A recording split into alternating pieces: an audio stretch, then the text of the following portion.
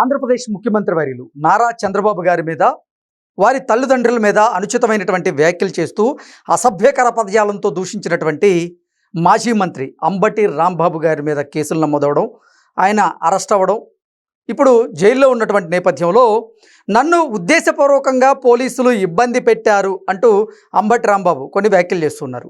నిజంగా పోలీసులు ఉద్దేశపూర్వకంగా అంబటి రాంబాబుని ఇబ్బంది పెట్టారా లేదా, అసలు ఏం జరిగిందే ఆ అంశంలోనిది ఒకసారి మనం పూర్తి స్థాయిలో విశ్లేషణ చేసుకుందాం. ప్రస్తుతం మనతో పట్టినారు ప్రముఖ రాజకీయ విశ్లేషకులు, ప్రముఖ సీనియర్ జర్నలిస్ట్ సిఎస్ రావు గారు మనతో ఉన్నారు. వారితో మాట్లాడదాం. సార్ నమస్తే. సార్ నమస్తే. అనుచిత వ్యాఖ్యల కేసులో అరెస్ట్ అయినటువంటి అంబటి రాంబాబు పోలీసులు నన్ను ఉద్దేశపూర్వకంగా ఇబ్బంది పెట్టారు అంటూ ఆయన కొన్ని వ్యాఖ్యలు చేస్తూ ఉన్నారు. ఏంటి సార్, అసలు నిజంగా పోలీసులు ఆయన్ని ఇబ్బంది పెట్టారా? ఆయన మీద థర్డ్ డిగ్రీ ఏమన్నా ప్రయోగించారా? అసలు ఏం జరిగింది? ఇప్పుడు ఉండేటువంటి ప్రభుత్వానికి అంత ధైర్యం ఉందని నేను అనుకోవట్లా.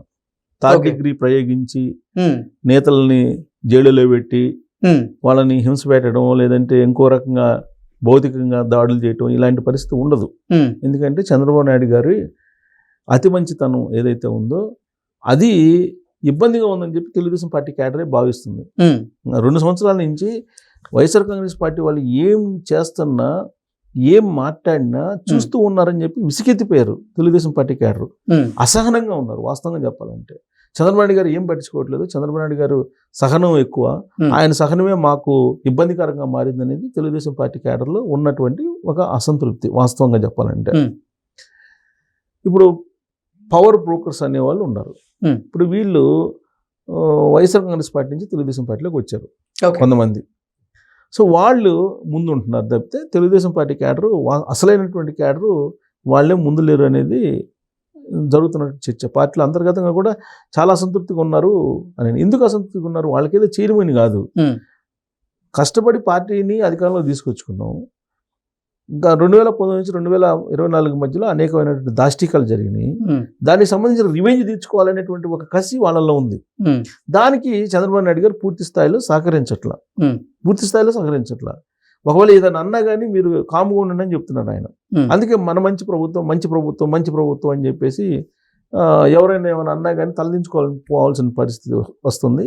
వైఎస్ఆర్ కాంగ్రెస్ పార్టీ వాళ్ళు ఏమో చెలరేగిపోతున్నారు అనేది తెలుగుదేశం పార్టీ వాళ్ళ యొక్క క్యాడర్ అభిప్రాయం.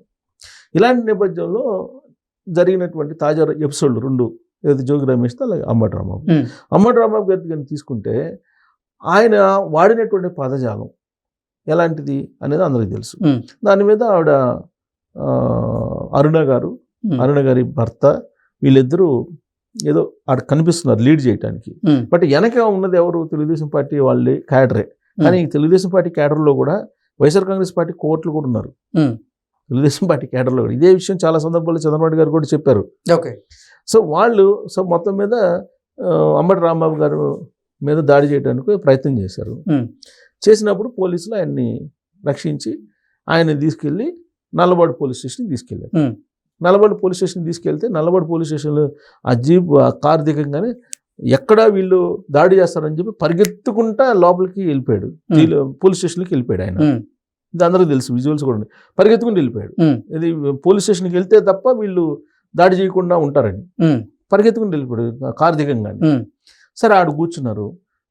శనివారం దాదాపు 11 గంటల దాకా లాకప్ అక్కడే ఉన్నారు, పోలీస్ స్టేషన్లోనే ఉన్నారు. ఆ రాత్రి కూడా అక్కడే ఉన్నారు. ఆయనకి ఏం కావాలో టిఫిను, ఇడ్లీ, దోశ ఇవన్నీ సప్లై చేశారు పోలీసులు. తిన్నారు. తిన్న తర్వాత ఆయన ఆ రాత్రి మొత్తం స్టేషన్లోనే ఉన్నాడు. ఆయన స్టేషన్లో ఉన్న తర్వాత మరుసటి రోజు ఉదయాన్నే ఆదివారం ఆయన్ని జడ్జి ముందు ప్రవేశపెట్టారు. ప్రవేశపెడితే జడ్జి రిమాండ్కి 14 రోజులు రిమాండ్కి వేశారు. అయితే జడ్జి అడిగారు, మిమ్మల్ని ఏమన్నా ఇబ్బంది పెట్టారా లాకప్లో అని. నన్ను ఇబ్బంది పెట్టారు, పంగ చీల్చి ఇబ్బంది పెట్టారు అని చెప్పేసి, శారీరకంగా ఇబ్బంది పెట్టారని చెప్పేసి ఆయన అక్కడ రిపోర్ట్ ఇచ్చాడు. రిపోర్ట్ ఇస్తే దాని మీద ఆసుపత్రికి పంపించారు. ఆసుపత్రిలో రిపోర్ట్ ఈ పంగ చీల్చి మీ శారీరకంగా ఏమైనా ఇబ్బంది పెట్టిన గాయాలు ఉన్నాయా అని అంటే ఏం లేవని చెప్పి అక్కడ రిపోర్ట్ చెప్పాడంట ఆయన. జడ్జి దగ్గర ఏమో నా మీద శారీరకంగా హింస పెట్టారు, నన్ను పంగ చీల్చి కొట్టారు అని చెప్పారు. అక్కడ పోయిన తర్వాత హాస్పిటల్ అయితే ఏం చెప్పలేదంట. సరే ఎట్టకేలకు జైలుకి వెళ్ళారు. జైల్లో ఉన్నారు ఇప్పుడు ఆయన. 14 రోజులు రిమాండ్లో ఉన్నారు. ఇప్పుడు ఆయన ఈ పంగజీల్చి కొట్టారు 3rd డిగ్రీ అని చెప్పేసి ప్రచారం చేసుకునే దానికి ప్రయత్నం చేస్తున్నారు. అసలు ఈ ప్రభుత్వానికి ఇప్పుడు ఉండేటువంటి పోలీసులకు కానీ వాళ్ళని టచ్ చేసే ధైర్యం ఉంటే అసలు వాళ్ళు ఆ మాటలు మాట్లాడతారా? ఓకే, మాట్లాడతారు? అసలు మాట్లాడరు. చంద్రబాబు నాయుడు గారి గవర్నమెంట్లో ఏమి జరగదు, ఏం చేసినా ఏం మాట్లాడినా చెల్లిద్ది అనేటువంటి ఒక అభిప్రాయం ఉంది ఎక్కువ మందిలో, అందరిలో లేకపోతే ఎక్కువ మందిలో. అందుకని వాళ్ళు ఇష్టం వచ్చినట్టు మాట్లాడుతున్నారు. ఎట్ట మాట్లాడతారు ఇష్టం వచ్చినట్టు? సమాజం కదా. ఇప్పుడు అదే మాటలు వాళ్ళంటే వాళ్ళు కామ్గా ఉంటారా? ఉంటారు కదా. అదేమంటే జగన్మోహన్ రెడ్డి గారిని అప్పుడు బోసడికా అన్నారు కదా అని చెప్పేసి అంటున్నారు. బోసడికా అన్నందుకు ఏం చేశారు మీరు? తీసుకెళ్ళి జైల్లో పెట్టారు కదా. మరి ఇప్పుడు జరిగింది కూడా అదే కదా, కొత్తగా ఏం జరగలేదుగా. అప్పుడు ఏం చేశారో ఇప్పుడు అదే చేస్తున్నారు కదా. అంటే ఇప్పుడు ఏం తిట్టినా కానీ కామ్గా ఉండాలా? ఇంకా ఇంకోటి అప్పుడు జరిగింది ఏంటి, దారుణం ఏంటి, రఘురామకృష్ణరాజు గారి మీద రాజద్రోహం కేసు పెట్టి ఆయన్ని లాకప్లో పెట్టి అక్కడ తీసుకెళ్లి సిఐడి రూమ్లో పెట్టి అత్యాచారం చేశారు. అది ఆయన చెప్తున్నారు కదా. పైగా కాళ్ళన్నీ బద్దలుగా చీల కొట్టారు కదా. అవన్నీ డాక్టర్ కూడా సర్టిఫికేట్ ఇచ్చారు కదా. ఆర్మీ హాస్పిటల్ ఇచ్చింది కదా. సరే, అక్కడ గవర్నమెంట్ హాస్పిటల్ ఇవ్వలేదు, ఆ కేసు నడుస్తుంది. ఆర్మీ హాస్పిటల్ ఇది ఇచ్చింది కదా. తీసుకెళ్ళి ఆయన లోక్సభ స్పీకర్ కూడా ఇచ్చారు కదా. పార్టీలో ఉన్న ఎంపీని అన్నీ కొట్టించారని. సరే, ఈయన కాదు, సత్యనారాయణ అని ఒక ఆయన ఉన్నారు వైజాగ్లో, ఒక ఎంపీ. ఆయన అదే పని చేశారు. ఆయన భయపడిపోయి హైదరాబాద్ వచ్చి దాక్కున్నారు కదా. వాళ్ళ సొంత పార్టీలో ఉండేటువంటి ఎంపీలే జరిగినటువంటి ఎపిసోడ్లే కదా ఇవన్నీ. మరి ఇప్పుడు 3rd డిగ్రీ ప్రయోగించడం అంటే, 3rd డిగ్రీ అంటే రఘురామకృష్ణరాజు గారిది 3rd డిగ్రీ ప్రయోగించడం అంటే, ఇప్పుడు అంబటి రాంబాబు గారిని 3rd డిగ్రీ ప్రయోగించే అంత ధైర్యం పోలీసులకు ఉంటుంది అసలు? ఓకే, అంటే అంబటి రాంబాబు గారనే కాదు, ఎవరిని కూడా ఇవాళ ఉండేటువంటి పోలీసులు కేసు పెట్టమండి. ఇప్పుడు సోషల్ మీడియాలో రెచ్చిపోతున్నా కానీ యాక్షన్ తీసుకోవట్లా. ఇంత జరిగింది కదా. సోషల్ మీడియాలో ఏమైనా ఆగినాయా? పోస్టులు ఆగినాయా? పోనీ ప్రచారం ఆగిందా? లేదు. వాళ్ళ మీడియాలో, సొంత మీడియాలో ఏ విధంగా లేని ఉన్నట్టు క్రియేట్ చేసి చెప్తున్నారు. మరి అంత చేస్తున్న వ్యక్తిత్వ హననం చేస్తున్నా యాక్షన్ ఏమైనా తీసుకున్నారా? తీసుకోలేదు. చట్ట ప్రకారం కేసులు పెడుతున్నారు, జైలుకు పంపిస్తున్నారు. మ్యాన్ హ్యాండ్లింగ్ చేయట్లేదు ఎక్కడ. కానీ అప్పుడు 2019 నుంచి 2024 మధ్యలో కేసు అంటే తీసుకెళ్లి ఏం చేస్తారు అనేది ఒక భయానకమైనటువంటి వాతావరణం సృష్టించారు కదా. మరి ఇవాళ అంబటి రాంబాబు గారు చెప్పింది నమ్ముతారా ఇవాళ గవర్నమెంట్ మీద? తను పంగజీల్చి కొట్టారనేది నమ్మశక్యమైన అసలు? ఓకే, రిపోర్ట్ లేదు కదా. అసలు అక్కడ పోలీసు 2 సిఐలు కలిసి కొట్టారని చెప్తున్నాడు ఆయన. 2 సిఐలు కట్టి పంగజీల్చి కొట్టారని చెప్తున్నాడు. అంత ధైర్యం ఉందా? ఒకవేళ అదే జరిగితే అసలు వైఎస్ఆర్ కాంగ్రెస్ పార్టీ వాళ్ళు ఏం చేసిండే వాళ్ళు అనేది సమాజానికి తెలుసు కదా. ఉన్నట్టు ఆంధ్రప్రదేశ్ సమాజానికి తెలుసు కదా. ఏమీ లేకుండానే అసలు మొత్తం రాష్ట్రంలో ఏదో ఒక భావోద్వేగాన్ని రెచ్చగొట్టాలనే ఉద్దేశంతో ఈ పని చేస్తుంటే, ఈ మధ్యలో మళ్ళీ పద్మనాభరెడ్డి గారు వచ్చారు. పద్మనాభరెడ్డి గారు వచ్చి ఒక లెటర్ రాశారు మళ్ళీ అంబటి రాంబాబు గారి గురించి. ఆయన అరెస్ట్ చేశారు. కాపుల్ని కట్టుబట్టలతో వేరే రాష్ట్రానికి పంపించండి అని చెప్పి. ఏంటి ఆ పద్యాలను? అంటే కాపులు మొత్తాన్ని కొట్టినట్ట, లేదా కాపులు మొత్తాన్ని అరెస్ట్ చేసినట్ట? ఆయన అంబటి రాంబాబు గారిని అరెస్ట్ చేస్తే, లేదా జోగి రమేష్ని చేస్తే మొత్తం బీసీలకు మొత్తం చేసినట్ట?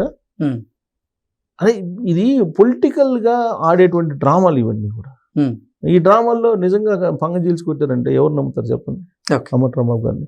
సో కాబట్టి అసలు 3rd డిగ్రీ అంటే రఘురామకృష్ణరాజు గారిది. జగన్మోహన్ రెడ్డి గారు ఆ రోజున వీడియో కూడా చూశాడు కొట్టడం అని చెప్పి చెబుతున్నారు కదా. అది చంద్రబాబు నాయుడు గారిని అరెస్ట్ చేశారు తీసుకెళ్ళి. మరి చంద్రబాబు నాయుడు గారిని అరెస్ట్ చేసిన వాళ్ళు ఇప్పుడు అంబటి రాంబాబు గారిని ఆయన ఆడినటువంటి భాషను చూసిన తర్వాత ఎవరైనా సరే అరెస్ట్ చేయొద్దని చెప్తారా? ఎవరన్నా కేసు పెట్టద్దని చెప్తారా?